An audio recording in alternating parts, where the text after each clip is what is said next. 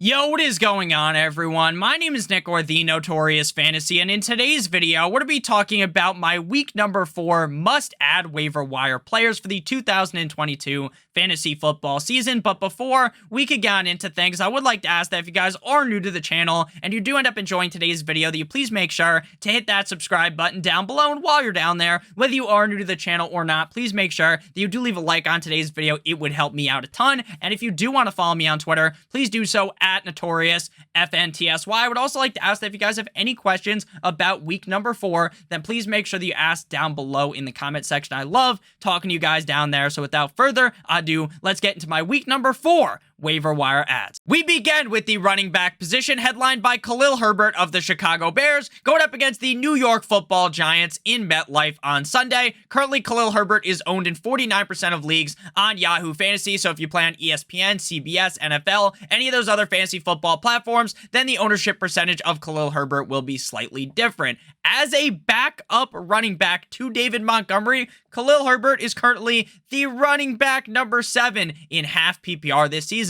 David Montgomery is currently day to day, but based upon what I have read online, this injury might take several weeks for David Montgomery to return from. And in his absence, Khalil Herbert will be the workhorse back. Khalil Herbert has been fantastic, and all this Chicago Bears offense wants to do is run the fucking football. They barely even let Justin Fields throw the ball, and maybe it's because the team doesn't trust him. Because even when he was throwing the ball last week up against the Houston Texans, things didn't look so great for Mr. Justin Fields, but things look fantastic for Khalil Herbert. Week 3 up against the Texans, 20 carries for 157 yards and not 1, but 2 touchdowns. He also had 2 receptions on 2 targets for 12 yards. Khalil Herbert is the clear, by far and away, number 1 waiver wire add on the week. And based upon what I read, how Dave Montgomery might miss several games, you might have to blow a lot of your fab budget to get Khalil Herbert. And honestly, it's probably going to end up being worth it as long as David Montgomery misses a couple of games. Next up, we move to my number 2 waiver wire add at the running back position, Alexander Mattison of the Minnesota Vikings, going up against the New Orleans Saints. It is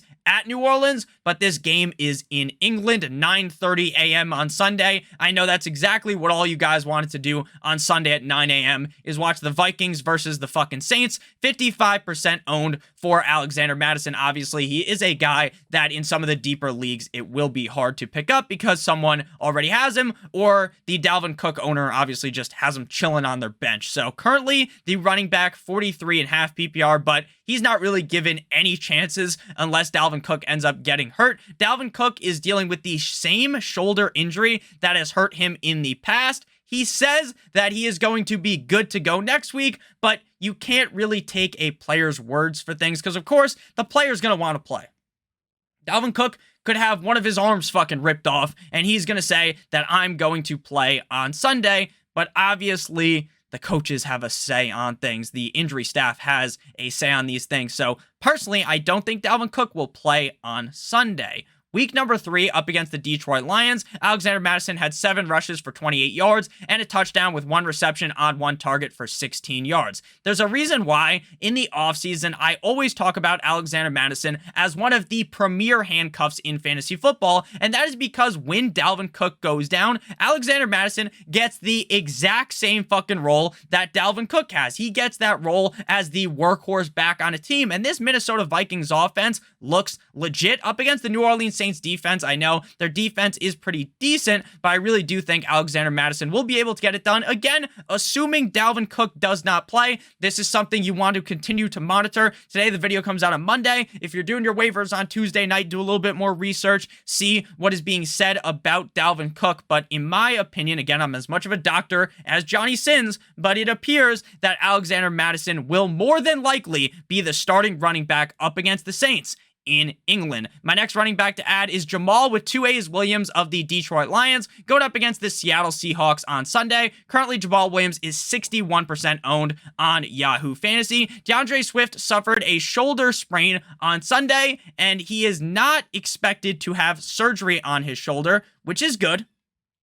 But it seems like Swift is going to end up missing at least a week or two. Jamal Williams is currently the running back number 6 in half PPR, the RB6 as Swift's backup. Last week, though, he was basically the lead back because they weren't using Swift all that much. 20 rushes against the Vikings for 87 yards and not one, but 2 touchdowns, 2 receptions on 2 targets for 20 yards. Jamal Williams this season has been a complete and utter headache for DeAndre Swift owners because even when DeAndre Swift was healthy, Jamal Williams would just randomly come into the game when the team's knocking on the door. Swift does all this, and then bada bing, bada boom, step inside the fucking room. Jamal Williams has a touchdown, and it was incredibly frustrating. But weeks 1 and week number 2, we still had DeAndre Swift playing good, and DeAndre Swift was healthy. But at week number 3, it was pretty evident that Swift wasn't healthy, and we didn't see a lot of him. I don't think he's going to play up against the Seattle Seahawks.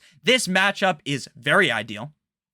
I understand in week 1, the Seattle Seahawks defense looked good against the Broncos. Well, they haven't looked good the last 2 weeks. I expect Jamal Williams to have a fucking Thanksgiving feast up against the Seahawks defense at number 4. Basically, these top 3 guys are must-adds, and then we still need some running backs to talk about, but obviously, Brian Robinson, you can't even play him this week up against the Dallas Cowboys, but he is a guy that I would definitely pick up. 52% owned on Yahoo Fantasy. Robinson will not be eligible to return until after week number 4, but if Antonio Gibson continues to average 3.1 measly yards per carry, we could easily see Brian Robinson getting some work the second he returns. Gibson also got bailed out in week number 3 up against the Philadelphia Eagles. He's on the Commanders by a garbage time touchdown. The Washington Commanders got absolutely face-fucked by the Philadelphia Eagles last week.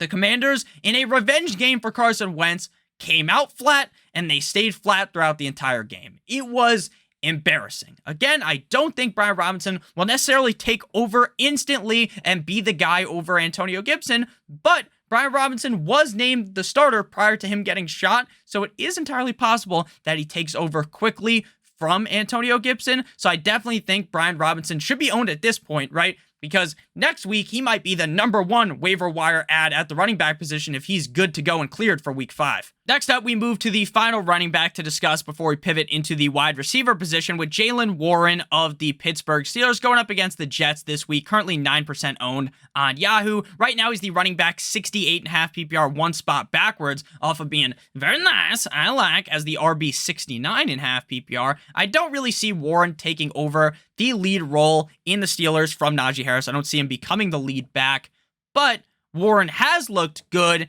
and he is just 1 injury away from being incredibly fantasy relevant. Even though the Pittsburgh Steelers offense sucks complete and utter donkey cock every single game, the running backs are still getting carries. So if Harris was to get hurt again, knock on wood, I'm not rooting for injuries. I love Najee Harris, but if he was to get hurt, then Warren would be in a perfect situation to succeed. So Jaylen Warren is my final running back to add for week number 4. Now we pivot into the wide receiver position headlined by Greg Dortch of the Arizona Cardinals going up against the Carolina Panthers this week in Carolina. Dortch is currently 17% owned, and if I'm being honest with you, based upon how well this guy's performed through the first 3 weeks of the season, he's the wide receiver 22.5 PPR right now. I am surprised that he is not owned in like 40% of leagues. Now I understand some leagues are like 8 or 10 team leagues, right? You don't need fucking Greg Dortch in an 8 or a 10 team league, but in a 12 team league that's a little deep, a 14 team league, Greg Dortch should be rostered in all of those leagues. Now, obviously, once DeAndre Hopkins returns, which is coming up soon, right? We're coming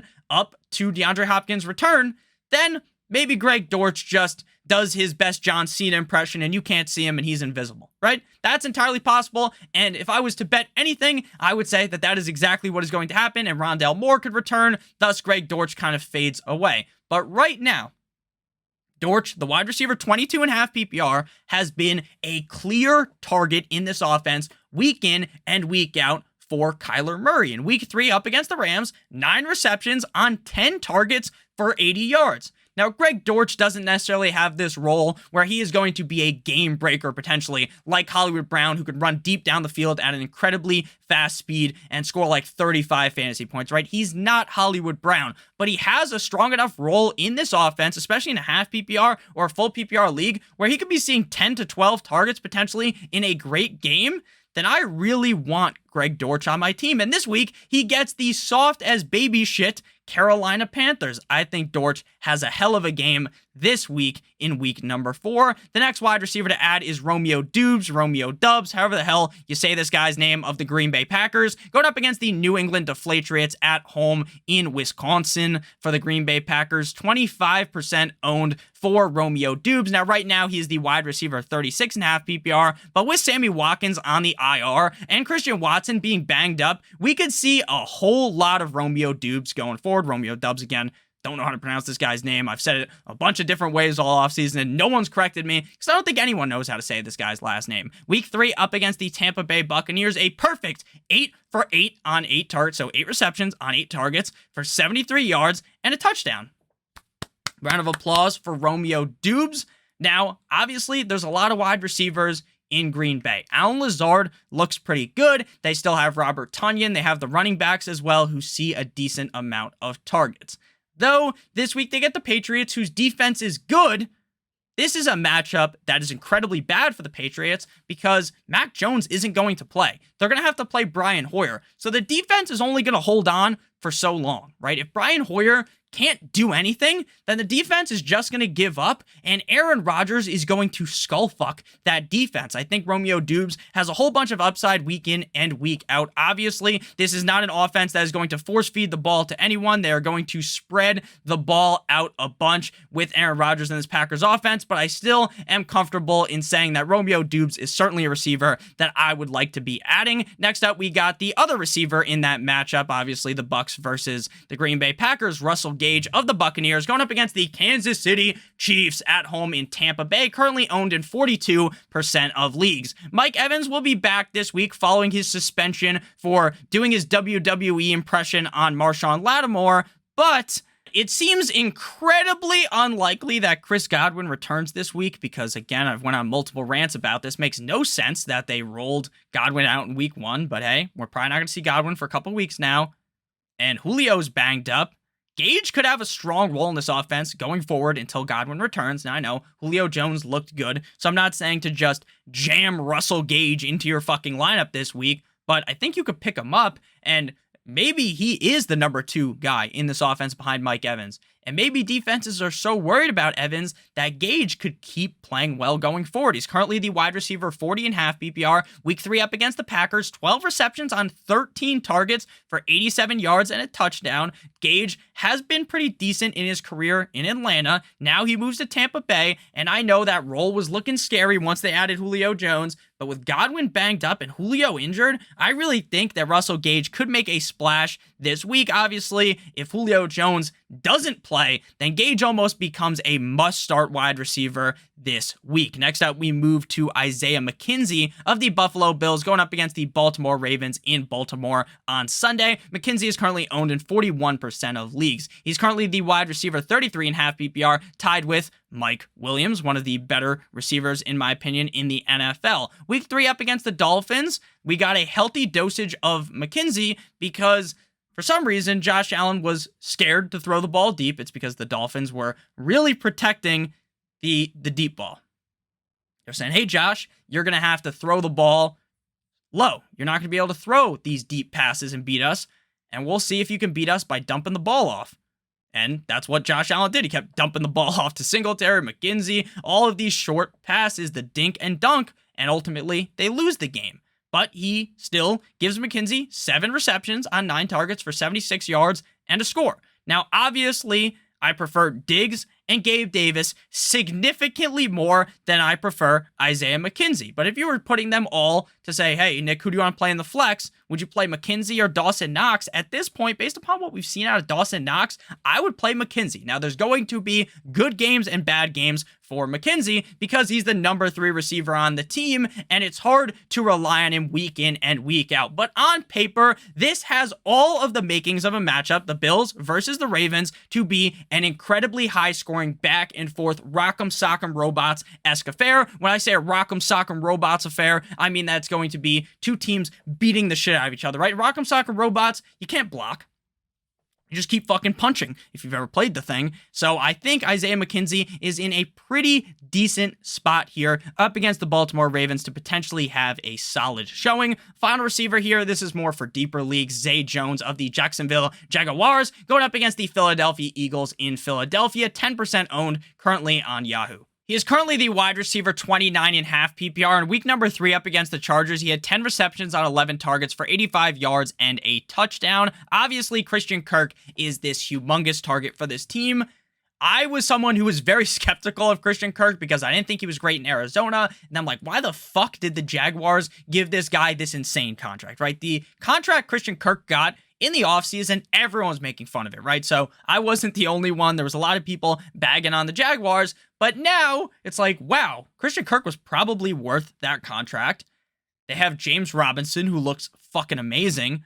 But outside of that, they got to throw the ball to other people. And Zay Jones seems to be a pretty reliable target for Trevor Lawrence. Now, I don't expect every game to go like the last 2 weeks for the Chargers, or not for the Chargers. The Chargers did not look good last week, but for the Jaguars, where they just steamroll these teams, right? I don't expect that to happen up against the Eagles. This is a very interesting matchup. We got Doug Peterson, head coach of the Jaguars, going up against the Eagles. He used to be the head coach of the Eagles when they won the fucking Super Bowl. So a very interesting matchup. I think Zay Jones is a pretty reliable player. Again, if you're in like a 12-team league, do you really want to be starting Zay Jones? Of course not. But if you're dealing with some injuries, and you need, maybe you're in a deeper league, 3 wide receivers, 2 flexes, then there's a lot worse options, in my opinion, than Zay Jones. But before we pivot on into the quarterback position and then into the tight ends to close out today's video, I would like to give you guys a quick word from our friends and our sponsor over at Underdog Fantasy. I'm pointing at them right now. They've been on the screen this entire video. Are your best ball teams already cooked? Head on over to Underdog Fantasy to resurrect them with their best ball resurrection tournament that goes from week 6,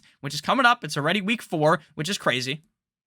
The season really goes quick through week 17, best ball tournament, so week 6 through 17. The entry fee is only $10 with $500,000 in total prizes and $100,000 going to first place. All you got to do is draft your team. That's it. You don't have to worry about doing waivers. You don't have to worry about trades. You don't even have to worry about doing in-season management because Underdog will automatically give you the best score at the end of each week. Underdog also features daily contests and best ball contests for the MLB, the NBA, the PGA, and the NHL, so you can get action all year long. So that best ball resurrection tournament is a big talking point. It's very fun to draft fantasy football. It's my favorite part about fantasy football. And now you can even draft during the season. They also offer Thursday night football contests with just Thursday night football players, all day Sunday contests, Sunday night football, and Monday night football contests, which I really enjoy. Last week, I played, I believe it was either Sunday night or the Monday night football contest. I entered $10, came out with $11, so $1 profit for me. I just like drafting a lot, and I think it is incredibly fun. All you gotta do is click on the link in the video description or use promo code STOCHASTIC, STOKASTIC, to get a first match deposit bonus of up to $100. So if you deposit $100, they will give you an additional $100. And if you want to join the Best Ball Resurrection Tournament, that is 10 free entries into that. So make sure you guys do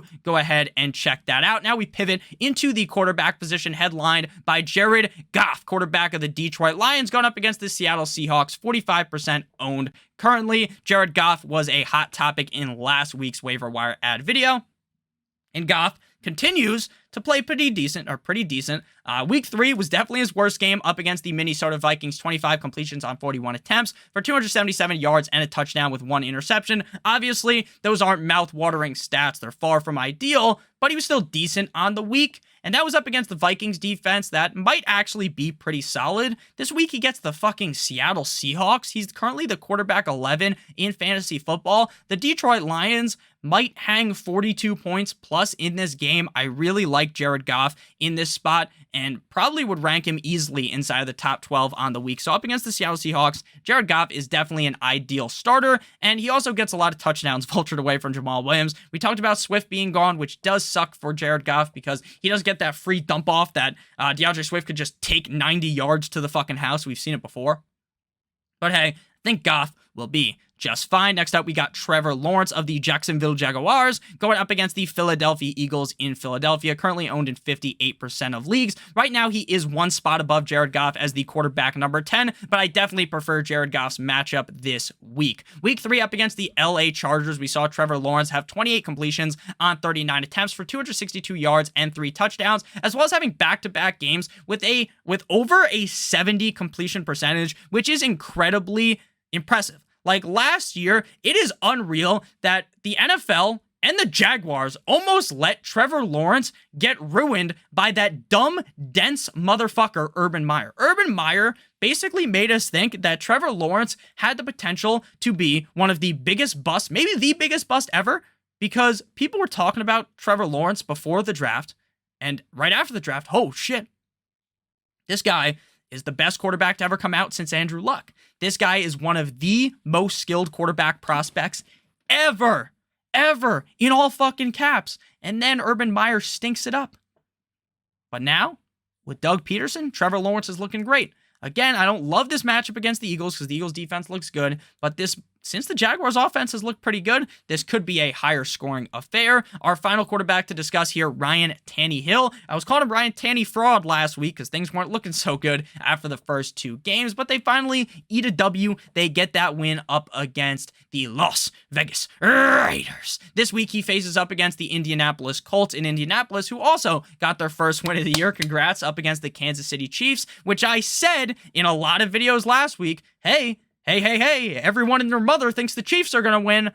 The Colts could stay in this game close. They could cover, and they ended up winning. 16% owned for Ryan Tannehill. Currently the quarterback 21 in fantasy football last week up against the Raiders. 19 completions on 27 attempts for 264 yards and a touchdown with 1 interception. He also had 1 rush for 2 yards and a rushing touchdown. Now, obviously, we all know Ryan Tannehill isn't fucking Lamar Jackson or Jalen Hurts or Kyler Murray with the rushing upside, but we did see, not last year, but the year prior, that Tannehill, when they get on near the goal line, like he's prone to just try to run one in. So Tannehill does have some sneaky rushing upside again, not this crazy rushing upside, but he could score a rushing touchdown any given week up against the Indianapolis Colts. I think this might not be the most interesting game on paper, but I think Tannehill could finish as like the quarterback 17, maybe 15, 14 on a good day. So he's just a decent guy. Again, definitely not as ideal. I definitely would rather have Lawrence or Jared Goff. This week, definitely Jared Goff. I mean, that guy is incredible recently. And Trevor Lawrence has been as well. It's crazy to see this big turnaround out of Trevor Lawrence again. It was not looking too great last year. Finally, we move to the tight end position headlined by Tyler fucking Conklin up against the Pittsburgh Steelers. 21% owned. Conklin, right now, if you had to guess, now you're not going to be able to leave it down in the comments because you're going to just fucking... You're going to spoil it by just watching. But right now, if you had to guess, I assume you would think Tyler Conklin is the tight end. He's been playing good, the tight end 12, right? Before the season, you probably would have thought Conklin has some upside, but they also have CJ Uzomah. Maybe he cracks the top 20.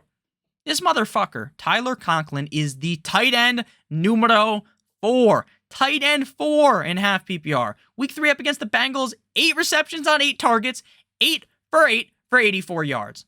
Now, he's not scoring touchdowns, but he's consistent every game, getting a bunch of targets. The guy has been great for the first 3 weeks. The Steelers' defense is decent, right? I'll give them that. Without TJ Watt, they're definitely deflated like a football when New England is playing in Indianapolis. But at the end of the day here, I do think that Conklin's good, and he's the number 1 tight end to add this week and going forward. He just seems to have a very reliable role. But there is a kicker with that. It's the fact that once the MILF hunter, Zach Wilson, returns, maybe everything goes sideways for Garrett Wilson, Tyler Conklin. Maybe that's possible.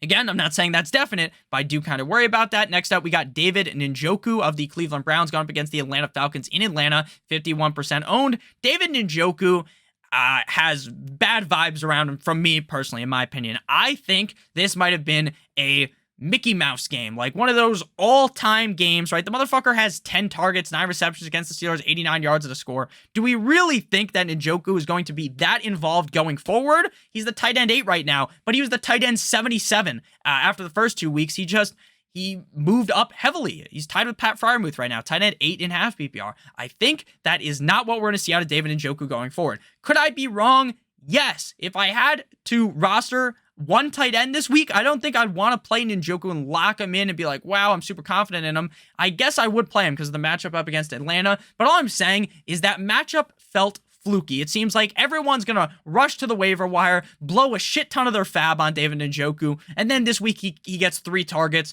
2 receptions, 15 yards, no touchdown.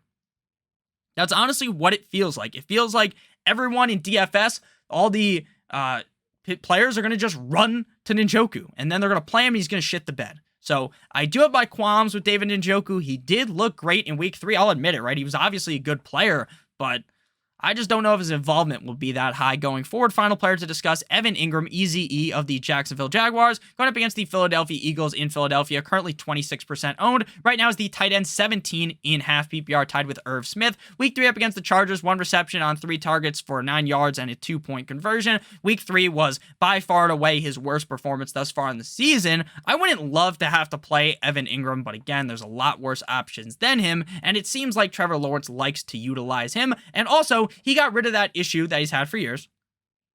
The biggest issue being the fact that he just drops the ball. He's incredibly talented once he catches the ball, but he has a lot of struggles in catching the ball. Now the guy has like glue on his fucking hands, and he's been playing great. So Evan Ingram is definitely worth an ad, but again, not my most ideal tight end to start this week. So thank you guys all so much for watching today's video. If you did end up enjoying, please make sure that you hit that like button down below, as well as hitting that subscribe button. It would help me out a ton. I would greatly appreciate it. Also, if you want to follow me on Twitter, please do so at NotoriousFNTSY. And if you guys have any questions about week number 4, or if you're watching this on Monday, maybe you have a question about week number 3, ask it down below in the comment section. I love you guys all so much. I hope you have a great rest of your guys' day, and as always, good boy.